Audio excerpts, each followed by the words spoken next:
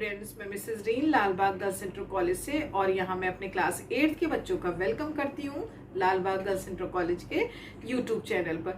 तो स्टूडेंट्स, जैसे आपको पता है कि हमारा सब्जेक्ट जो मैथ्स है उसमें यूनिट 5 चल रहा था। यूनिट 5 था बीजीय व्यंजकों का गुणनखंड एवं भागफल। तो स्टूडेंट, जैसे आपने एक्सरसाइज 5A करी, उसमें यह था कि हमारा एक पदीय व्यंजक को एक पदीय व्यंजक से भाग करना। तो किस तरीके से हमने डिवाइड करा, उसी डिवीजन मेथड को आगे कंटिन्यू करते हुए आज हम लोग एक्सरसाइज 5B शुरू करेंगे और इसमें हम लोग डिवीजन मेथड से बीजीय व्यंजक को एक बीजीय व्यंजक के पद को डिवाइड करेंगे। तो स्टूडेंट्स, चलो देखते हैं कि किस तरीके से हमें इसे हल करना है। स्टूडेंट्स, इस एक्सरसाइज को शुरू करने से पहले पहला क्वेश्चन ही हमारा है कि इसमें घातांक बताने हैं दिए गए व्यंजकों में। तो जैसा कि आपको दिख रहा है कि ये बहुपद है हमारे, इन बहुपदों में सबसे पहले तो आप घातांक बताएंगे। तो घातांक बताने के लिए स्टूडेंट्स हम लोग क्या करते हैं, जो भी बहुपद होता है उसमें जिसकी उच्च घात होती है। अब जैसे हम पहला क्वेश्चन देखें तो 2x power 3 plus 5x square minus 7। अब इसमें उच्च घात हमारी क्या है, 3। तो इस बहुपद में घातांक क्या होगा, 3। तो आंसर आपका सिंपली यही आएगा कि दिए गए बहुपद का घातांक 3 है, क्योंकि आपके माइंड में ये चलेगा कि जो उच्चतम घात होती है। तो अब जैसे हमने एक क्वेश्चन आपके सामने दूसरा भी ले रखा है, आप इस पूरे व्यंजक को अच्छे से स्टडी करें तो आपने क्या दिख रहा है कि अकॉर्डिंग टू डेफिनेशन हमारी उच्चतम घात कितनी है, 7 है। इसलिए इस दिए गए बहुपद का घातांक क्या हो जाएगा, 7। क्लियर। अब मान लीजिए जब सिर्फ और सिर्फ एक पद हो, जैसा कि आपको दिख रहा है 7x की पावर 5, और इसमें आपसे घातांक पूछा जाए, तो जब इसमें अन्य पद है ही नहीं और यहाँ पर इसमें सिंपल एक ही इकलौता पद है, तो ऑब्वियसली आप इसका आंसर के अकॉर्डिंग इसकी उच्चतम घात भी आपकी 5 ही रहेगी और आप इसका आंसर भी क्या कहेंगे कि दिए गए व्यंजक का घातांक क्या है, 5 है। तो इस तरीके से हम इनके घातांक बता लेंगे। तो बच्चों, अब हम शुरू करते हैं कि किस तरीके से हम भाग देंगे। तो भाग करना सीखें। देखना कि किस तरीके से हमने यहाँ पर भाग करना है। तो आपको x square plus 9x plus 20 में किससे भाग देना है, x प्लस 4 से। तो जब हम नॉर्मली भाग देते हैं तो सब बच्चों को पता है कि जिससे भाग देना है, किससे भाग देना है, x प्लस 4 से। सो हम यहाँ पर x प्लस 4 से भाग देंगे। किसको देना है, x square plus 9x plus 20। ठीक है। ये साथ ही साथ हम लोग यहाँ पर देख भी लेंगे कि x प्लस 4 जो होता है वो बेटा हमारा भाजक होता है और जिसको भाग दिया जाता है वो भाज्य कहलाता है। तो x square plus 9x plus 20 हमारा क्या है, भाज्य है। ठीक है। तो एक तरीके से मैं यहाँ पर आपके सामने लिख देती हूँ, ये हमारा कहलाता है भाज्य, यानी कि जिसको हमने विभाजित करना है और जिससे भाग देना है वो हमारा कहलाता है भाजक। ठीक है। तो ये भी चीज़ें बच्चों को माइंड में रखनी चाहिए, क्योंकि कभी हमें सत्यापन करना हो तो सत्यापन के लिए फॉर्मूले का प्रयोग करेंगे, भाज्य इज इक्वल टू भाजक इंटू भागफल प्लस शेषफल। क्लियर। अब देखिए कैसे भाग दिया जाता है अलजेब्रा में, यानी कि बीजीय व्यंजक को बीजीय व्यंजक से भाग करना। तो हमेशा सबसे पहले हम यहाँ पर पहला पद देखेंगे क्या है, एक्स स्क्वायर, और यहाँ पर है एक्स। तो एक्स स्क्वायर लाने के लिए x से मल्टीप्लाई करेंगे। तो जब हमने यहाँ x लिखा तो x की मल्टीप्लाई किस में कर देंगे, x प्लस 4 से। So x square plus 4x multiply कर दिया और ये चीज़ हमने यहाँ लिख दी, x square plus 4x। Simple है बच्चों, ज़्यादा आपने परेशान होना नहीं है। इस तरीके से लिया जाएगा जो पहले वाले पद के अकॉर्डिंग बन जाए। x है तो x में किससे मल्टीप्लाई कर दें कि x स्क्वायर आ जाए, ऑब्वियसली x से। तो x को x से मल्टीप्लाई करेंगे तो x स्क्वायर आ जाएगा। तो जो ये हमारा भागफल आएगा, यहाँ पर हम प्रत्येक पद से अलग अलग मल्टीप्लाई करेंगे। x की मल्टीप्लाई x में करेंगे, फिर x की मल्टीप्लाई 4 में करेंगे। जब x की मल्टीप्लाई x में करेंगे तो x स्क्वायर हो जाएगा और x की मल्टीप्लाई 4 में करेंगे 4x हो जाएगा। प्लस है तो प्लस लगा देंगे। और जब हम भाग देते हैं तो सभी बच्चों को पता है कि जब नीचे हम लिखते हैं तो माइनस कर देते हैं। तो हम अलजेब्रा में क्या करते हैं, नीचे वाले पदों के अनुसार उनके चिन्ह बदल देते हैं। ये प्लस है तो प्लस का माइनस हो जाएगा, और ये भी एक्स स्क्वायर प्लस का है तो ये भी क्या हो जाएगा, माइनस।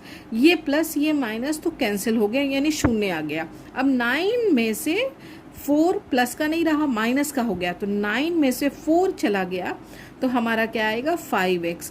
क्योंकि बड़ी वाली अंक की संख्या प्लस की, इसलिए चिन्ह इसका प्लस ही का रहेगा।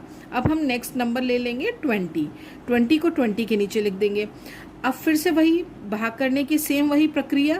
पहला पद यहाँ पर क्या है, 5x। अब 5x लाना ही लाना है हर हालत में, तो 5x लाने के लिए x तो हमारे पास पहले से ही है, हमारे पास क्या नहीं है, 5। तो यहाँ पर चूंकि प्लस ले लेंगे, हर जगह प्लस है, और यहाँ सिर्फ और सिर्फ रखेंगे +5। क्यों 5 रखेंगे, क्योंकि x तो पहले से ही है।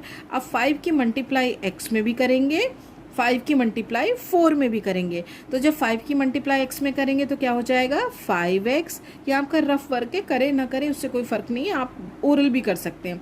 प्लस प्लस प्लस ही रहेगा, और 5 4 20। क्लियर। अब आप फिर से वही करिए, नीचे वाले पदों के चिन्ह के अनुसार चिन्ह बदल दीजिए। प्लस है तो माइनस हो जाएगा, और ये भी प्लस ही है, क्योंकि जब किसी अलजेब्रिक व्यंजक यानी कि जो व्यंजक होता है उसके आगे जब कोई चिन्ह ना दिखाई दे तो अंडरस्टूड होता है कि प्लस ही का है। ये प्लस का है तो यहाँ भी चिन्ह बदल के क्या हो जाएगा, माइनस का। सो प्लस 5x में से माइनस 5x चला गया तो 0, प्लस 20 में से 20 चला गया तो ये भी शून्य हो गया, यानी हमारा शेषफल क्या बचा, कुछ नहीं। तो इस तरीके से हमने क्या करा, एक 2 पद वाले भाजक को लेकर के हमने भाग दिया, और भाग इस तरीके से होता है। तो अब आपने समझ में लग रहा होगा कि ये भाजक होता है, ये भाज्य होता है, और ये आपका क्या होता है, भागफल। जो यहाँ पर आंसर आ जाता है दैट इज कॉल्ड द भागफल।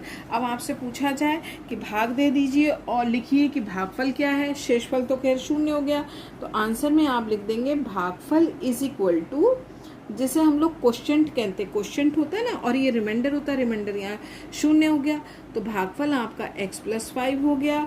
और शेषफल जब कुछ नहीं है तो लिख देंगे शेषफल इज इक्वल टू 0। तो इस तरीके से ये आपका आंसर आ जाएगा। तो समझ आया बच्चों। क्वेश्चन आपके सामने है कि क्या x + 6 x² - x - 42 का एक गुणनखंड है, यानी एक फैक्टर है। आपको सिंपल एक बात बोले हम कि कहें कि क्या 16 संख्या है, क्या 32 का एक फैक्टर है। तो आपको समझ लग रहा होगा कि 16 को यदि हम टेबल के अकॉर्डिंग पढ़े तो 16 2 32 है, जो डिविजिबिलिटी आ जाती है, पूरी पूरी मतलब डिवाइड हो जाता है, तो कह देते हैं हाँ ये गुणनखंड है।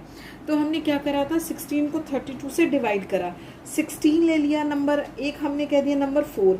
तो अब हमने बोला कि 4 16 का क्या एक गुणनखंड है, तो आप कहेंगे यस है, क्योंकि 4 को 16 से डिवाइड करें तो पूरा पूरा डिविजिबल है, यानी कट रहा है। इसी तरीके से जब आपको बीजगणित में इस तरीके का क्वेश्चन दे दिया जाए और पूछा जाए कि क्या एक गुणनखंड है, तो यहाँ पर तो देखने से आपको नहीं पता चल रहा है, बट आप क्या करोगे, डिवाइड करके देख लोगे। यदि पूरा पूरा डिविजिबल हो जाए, यानी डिवाइड हो जाए, और आपका रिमाइंडर यानी कि जो शेषफल है वो शून्य आ जाए, शून्य आ गया, तो आप कहोगे कि हाँ x + 6 इसका एक गुणनखंड है। और यदि इत्तेफाक से या किसी वजह से शून्य नहीं आता है, तब आप कहोगे नहीं ये इसका एक गुणनखंड नहीं है। तो इस तरीके से आप इसमें भी डिवाइड करोगे। तो बच्चों डिवाइड करके हम देखेंगे, और एक तरीके से आपका एक रिवीजन भी हो जाएगा कि फिर से देख लें कि कैसे डिवाइड किया जाता है। अब हमने जैसे सिखाया था कि पहले पहला पद देखते हैं। पहला पद है x² और यहाँ पर क्या है x। तो बट हमें कुछ नहीं सोचना, हमें हर हालत में x² लाना है। तो हम लोग क्या करेंगे, भागफल में इस तरीके से नंबर या इस तरीके से चर राशि रखते हैं, जब मल्टीप्लाई करें हम किससे, भाजक से, तो हमारा क्या हो, हर हालत में x² आ जाए। तो अब हम x को मल्टीप्लाई पहले x से करेंगे, फिर x की मल्टीप्लाई 6 से करेंगे। तो जब हम x की मल्टीप्लाई x से कर रहे हैं तो क्या आ गया, x²। ठीक। अब हमने क्या करा, प्लस है तो प्लस लगा दिया, क्योंकि यहाँ भी प्लस है तो प्लस प्लस प्लस ही रहेगा। अब x की मल्टीप्लाई किससे करेंगे, 6 से, तो 6x हो जाएगा। क्लियर हुआ। तो तो इस तरीके से पहला पद हमें बिल्कुल बराबर लाना पड़ता है, जिससे कि अब क्या करें, नीचे वाले पदों के चिन्ह के अनुसार हम चिन्ह बदल देते हैं। प्लस होगा तो माइनस कर देंगे और माइनस होगा तो प्लस। फिलहाल यहाँ तो दोनों जगह प्लस हैं तो हम माइनस कर देंगे। ये कैंसिल हो गया x square minus x square से, और ये क्या हो गया माइनस एक्स, और ये भी बन गया माइनस 6x। तो माइनस एक्स और माइनस 6x क्या हो गए 7x, क्योंकि आपको पता है कि माइनस माइनस प्लस हो जाता है, पर चिन्ह किसका रहता है माइनस का, तो माइनस का 7x। अब हम नेक्स्ट नंबर उतार लेंगे। नेक्स्ट नंबर हमारा है 42 के सामने। अब देखिए सेम वही चीज़ करनी है हमने। पहला पद क्या है 7x, हमें हर हालत में 7x लाना है। तो x तो है ही ऑलरेडी, बट क्या है 7 नहीं है, और कैसा 7 लाना माइनस का, तो इसलिए हम यहाँ क्या रख देंगे -7। अब क्या करना है, जो यहाँ पर हमने नंबर लिया भागफल में उसको मल्टीप्लाई कर देना है, एक बार x में और एक बार 6 में। तो जब हम 7 को मल्टीप्लाई कर रहे हैं x में तो 7x हो जाएगा। ये है प्लस का और ये है माइनस का, तो प्लस माइनस माइनस। अब हमने 7 की मल्टीप्लाई किस में करनी है 6 में। 7 6 42, और ये प्लस है ये माइनस है, तो प्लस माइनस माइनस। अब नीचे के जो पद होते हैं उनके अनुसार चिन्ह बदल जाते हैं। ये भी माइनस है तो प्लस हो जाएगा, ये माइनस है तो ये भी प्लस हो जाएगा। अब हमारा क्या होगा, ये माइनस प्लस कैंसिल हो गया, ये भी माइनस प्लस कैंसिल हो गया, तो शेषफल क्या आ गया 0 या क्रॉस लगा देंगे। तो इस तरीके से हमने देखा जब शेषफल हमारा 0 आ जाता है तो हम कह सकते हैं हाँ, क्योंकि यहाँ पर ये नहीं बोला कि भागफल बताइए शेषफल बताइए, इन्होंने कहा कि क्या x + 6 दिए गए व्यंजक का एक गुणनखंड है, तो आप कहेंगे यस, x + 6 दिए गए व्यंजक का, दिया गया व्यंजक क्या है x² - x - 42, दिए गए व्यंजक का एक गुणनखंड है। तो बच्चों इसी तरीके से आप जितने भी एक्सरसाइज 5B में सवाल हैं आप सब कर लेंगे, और यदि किसी वजह से आपको कोई सवाल ना भी समझ में आए, कहीं पर कोई प्रॉब्लम हो, तो आप क्या करोगे, व्हाट्सएप ग्रुप हम लोगों का है एक्टिवेट, उसी में हम लोग पूछ लेंगे, इससे रिलेटेड कोई भी क्वेश्चन होगा। तो बच्चों जहाँ तक मुझे लगता है अच्छे से समझ में आ गया होगा, तो अब हम चलते हैं और जल्दी ही आप के सामने फिर एक नेक्स्ट वीडियो के साथ बच्चों उपस्थित होंगे। तब तक के लिए बच्चों बाय।